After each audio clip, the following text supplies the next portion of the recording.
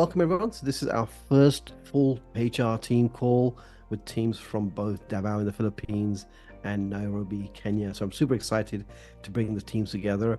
Again, sometimes we create what I call good problems to solve, and that's where we are right now. We're almost 4.5 years, coming up to our 5-year anniversary. We pretty much built this business purely, literally out of Davao in the Philippines, where I had to create this company, spent 10 years helping build another outsourcing company. And in that time period, I learned what I felt was the good, the bad, and the ugly of the industry. And when we created this company, Bee Epic Outsourcing, my objective was to really eliminate all of the bad and the things that I didn't agree with from an ethical perspective, from a values perspective, from how I felt companies treated VAs. And so we did things very differently, which means, technically speaking, as a company, we make a lot less profit than many of our competitors. But I think it's a really fair model for both our clients and our VAs that I look at as clients as well. So I don't look at VAs just being virtual assistants or team members. I look at them as our clients as well, and that's hopefully how we should all approach this. That we have our serving clients and our paying clients, and our objective as a team is to match them and marry them and support them equally in a success for the outcome of the business and outcome of the role for the VA. In building this culture, it's really about the people. It's about letting good people into our community. Yes, of course, they need to have the skills, but ultimately it's about the people we bring in. I think what makes Bee Epic unique is that we're not just hiring for the sake of hiring. But yes, we have to fill job roles, but we also make sure that the people we attract can come in. I love the idea of visioning. I love the idea of putting it out there. And the out there is, as there at one point in time, can I bring some of my Davao team to Nairobi? Can I bring some of the Nairobi team to Davao in the Philippines? Can we have cross-cultural experiences between team members, right? So these are like big vision. For us, I can now go to Nairobi and write off the entire trip. It's a business trip now. And as I shared with you, part of is Yogi's 50th birthday next year, if you can believe it or not. So part of that, she wanted to go to East Africa.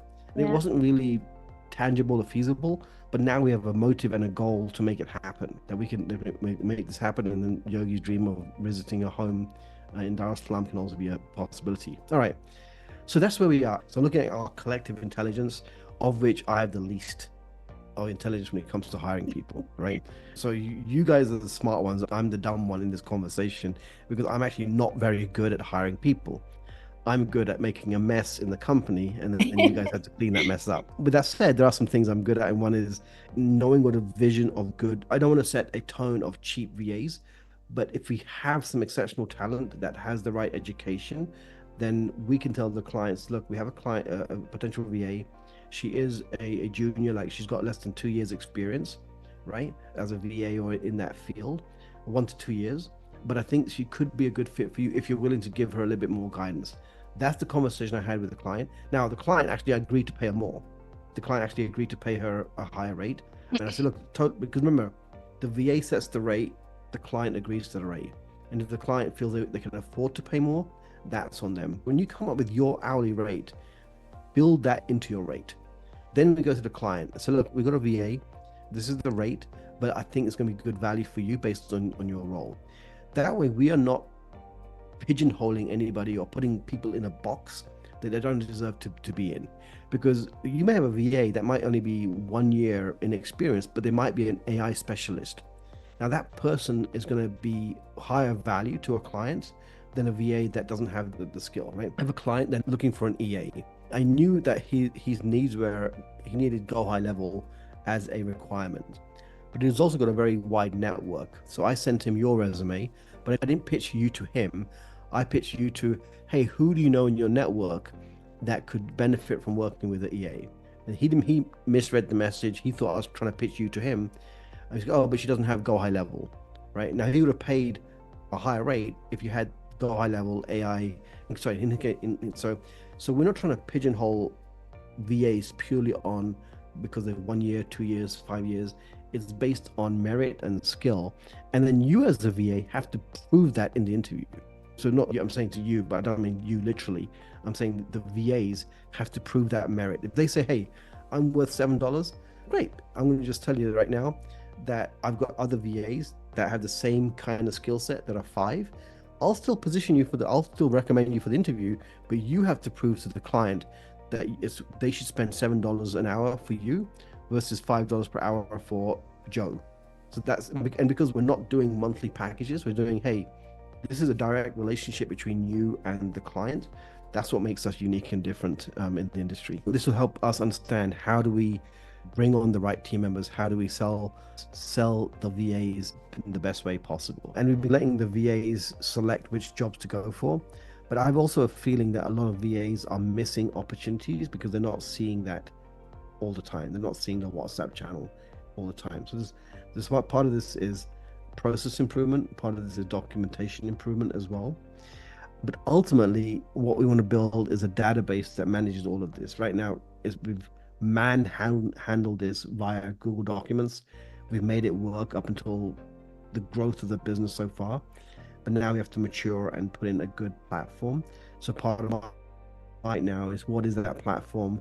How to build a platform that's easy for us to use, easy for us to add VAs, add clients, that can allow some AI integration, that AI can help do the matching as well. But essentially what I've done is, this first one is basically from a job posting. This is primarily from a job posting. We get a lot of referrals from VAs as well. Just as more, I think that's, and for the Kenya team, it should be more of that. I don't want to really go out to random people. I'd like to at least get the first 20, 30 core people that are friends of friends or connections of connections, because it builds a better culture from what we have seen, right? So that's why we look for one foundational person. Initially, in any city, we like to build from a personal connection first, which means it's slower, but the quality of people tend to be better, right? Otherwise, what happens is people just apply, they don't show up for interviews, they work for a week and they quit. We don't want that. We've really done a good job of protecting our. So this is our process. Now, I have a training coming up on the 25th of September, and part of this next 2 weeks, and literally next week, is to do as many improvements in the hiring process as I can, which means setting up a page on the website that speaks directly to the new VAs. It tells them about our culture. It tells them about how we are different. It tells them about what our expectations are. And so I'll be doing that work between now and next week, Friday. But what I'm looking for from you guys is, if you have any other suggestions that will enhance this experience, and both in terms of the hiring process, but also in terms of the matching process as well. Since I talk to the clients and I get the feel of their personality, how they like to work, what their preferences are, I match it with the personality of the VA. For example, if the client is very particular, so I look for a VA who could sustain that, a VA who is patient enough, because I also assessed the VAs before. So now I rely on Jude to give me feedback. Let's say, for example, okay, so this is a meticulous client. Would this VA fit this client?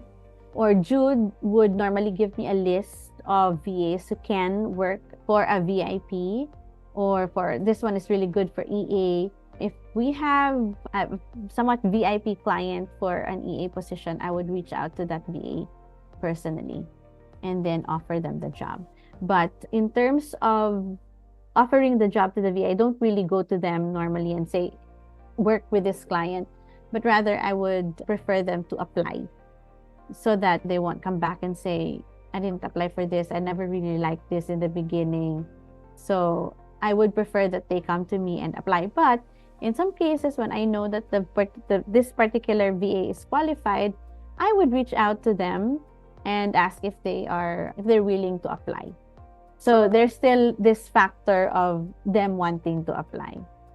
So that's how I do the matching. And also, if I see in the call, or if I feel in the call that this client is particular with the communication skills, so I gauge that as well with the VA. Because sometimes, even if they are just asking for, let's say, somebody for back office, and yet I can feel that the client is looking for somebody who is particular with the communication skills, then I also consider that.